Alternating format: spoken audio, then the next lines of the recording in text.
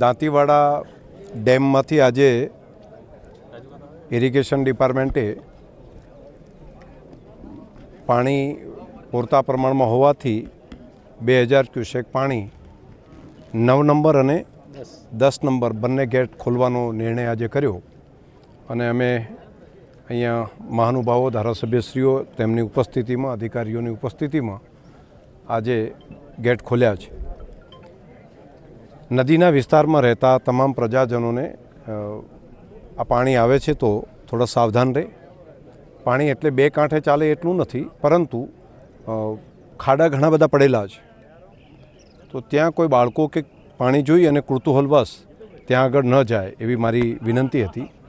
કેમ કે પાણી આવશે ત્યારે એક જગ્યાએ લાગતું હશે કે 2 ફૂટ પાણી છે, બીજી જગ્યાએ ખાડો હશે તો ત્યાં ભરાયેલું 8-10 ફૂટ પાણી હશે, તો તેમાં જવાથી ક્યારેક જાનહાનિ પણ થઈ શકે।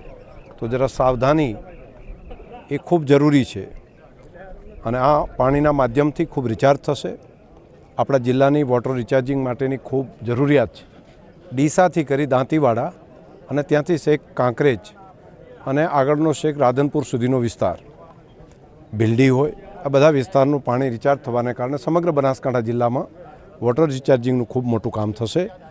હું અહીંના તમામ જનપ્રતિનિધિઓને અભિનંદન આપું છું, પ્રજાજનોને અભિનંદન આપું છું અને વહીવટીતંત્રએ પણ સજાગતાપૂર્વક આનું ધ્યાન રાખ્યું એ માટે બધાને ખૂબ અભિનંદન।